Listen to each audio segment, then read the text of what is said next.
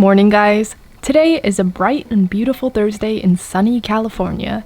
As an 18-year-old Silicon Valley startup intern, I woke up at a solid 7:15 a.m. when I got out of bed and began the day by listening to the Wall Street Journal podcast. On this particular day, I listened to the episode Wirecard's Missing $2 Billion on how a German payments company, quote, imploded in a matter of days after it disclosed that $2 billion had gone unaccounted for. After brushing my teeth, I popped down on my trusty purple chair to empty my SD card. This way, I'd have enough storage space to film today's nitty-gritty day in the life. At promptly 8:15, I got breakfast, which was a nice smoothie, the same one as in my last day in the life video, and then I read an article my mom sent me, which was, of course, on her favorite subject, her daughter. At around 8:20, I want to say, I continued to edit a YouTube video, which was scheduled for later that day. Turns out it was a Q&A with my mom, and you should definitely watch it for a good laugh and some wisdom if you haven't already. Then, at exactly 9 o'clock, I checked into work. Since we're working remotely during this pandemic, most communication is over Slack and meetings are over Zoom. I also forgot to mention this earlier. Ooh, the sun is everywhere. Usually I plan the day in the morning, so I'll throw in a clip here just of me planning the day in the morning, and then I'll talk more about how I plan my day at the end of the video when I check stuff off at night. For the morning, I did mostly sales calls. I sourced contacts from my handy dandy LinkedIn Premium account, which my company has kindly sponsored. I'm finding the contact information for bankers at banks that we want to acquire as potential customers. I also used an amazing tool called Lucia, which stalks people and can give you anybody's cell phone numbers and email. I then exploit that data by cold calling and cold emailing people with information they may or may not want to hear. But of course, as a good saleswoman, I present information to them in a way that is appealing, attractive, and as sexy as can be, such that they would say, let me consider that. Tell me more. And so on this particular day, I actually made a cold call record of a whopping 8 minutes, which if you think about it, it's actually really hard to get a stranger to talk to you over the phone during a busy Thursday for 8 straight minutes. So I quite literally treat this job like the Olympics, because promptly after we hung up, I jumped out of my seat and punched my fist into the air because I just won Sales Olympics. At 12 o'clock, I had a call with both co-founders of the startup to go over Webflow, the content management system we use for managing the company website. We went over how to add new blog posts to the same site with 3 different accounts. Hey guys, let me show you what the Zoom calls actually look like. So here we've got the Unum ID background. There we go, Unum ID. This way it seems very professional when we talk to other people outside of our circle. And I'm also wearing my Stanford shirt right now. It's like the one Stanford merch I have, and I just wanted to note how Unum ID is a Stanford startup. The co-founders, one graduated from Stanford and the other person dropped out. Oh, and we also have 2 Stanford interns. So Stanford-based Zoom calls. A 20-minute call later, I cooked up some delicious vegetarian dumplings to feast over while responding to your YouTube comments. At 1 p.m., I sent some follow-up emails to anyone who I called who was actually interested in our product, because, you know, I'm just this good at getting strangers to buy things. Then I also worked a bit on a cold email campaign, which is putting contacts into a spreadsheet and using yet another mail merge, which is a software tool to mass send customized emails. So you think I actually spent the time on it, but I did it. It's all #tech. And at 3 p.m., I wrapped up prepping for an interview with the co-founder of the company. At 3:30, I fired those questions at him, and I recorded his response through Otter AI, an app that automatically transcribes his voice into text. Then at 4 p.m., I had a call with another intern. I explained to her how to use Webflow to post blogs, as discussed earlier in the call with the co-founders. After that, at 4:30, I began working the transcription of the interview into a tangibly understandable blog article. This took way longer than expected because Otter AI cannot tell the difference between commas and periods. So I basically had to listen to the whole recording of the interview to fix all the grammatical and other errors, as well as cut out words like yeah, you should know, and unnecessarily rambling to make responses easier to read. I finally finished that at about 6:30, at which point I gobbled up some delicious snacks. Yum, yum, yum. Then at 6:50, I had an end of day wrap-up call with the entire team. This was over Zoom, and we had hilarious technical issues where one person showed up in voice but not in face. So basically we couldn't see him, and we were talking about him like, hey, why isn't Bradley here already? And then he was like, oh, I'm here. And then we were like, what? We don't see your icon or your face. So you're just like a disenfranchised body. After that call, which ended at a little bit after 7 p.m., I made yet some more dumplings for dinner. At this point, my mom came home from her work, and I said hi to her. 一个是我的牌子的水，一个是 coconut water. You know, I never liked coconut water until that pink coconut water. Oh. Wait, let me go check on these dumplings. I called Kelvin, my best friend ever, and gobbled up those dumplings as we talked. Then I did some simple chores like taking out the trash, because I'm trash. Comment below if you think that too. And it was at about 8:15 when I went outside to do a little run. Then my mom and I went on a nice walk around the neighborhood to catch up. Alright guys, we're going on an adventure. Hey mommy, can you come in this footage with me? Want to walk? It's the moon. There's my mom. Let's catch up. Hello. Say hi. Hi. We're probably so shaky right now. That's okay.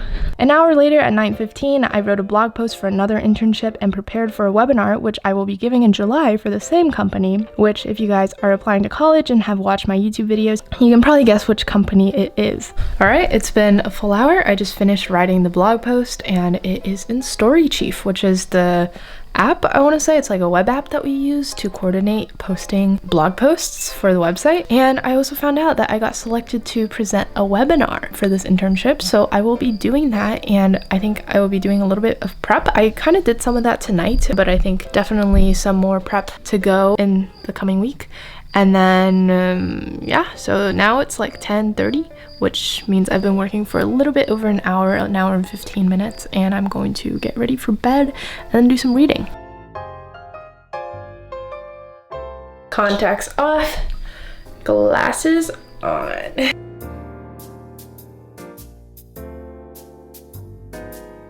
At 10:45, I wrapped up the day by reading College Unbound by Jeff Salingo. Fun fact, he was actually my 3rd follower on Twitter, which I was so surprised about because he has like 20-something K followers and I had like 2.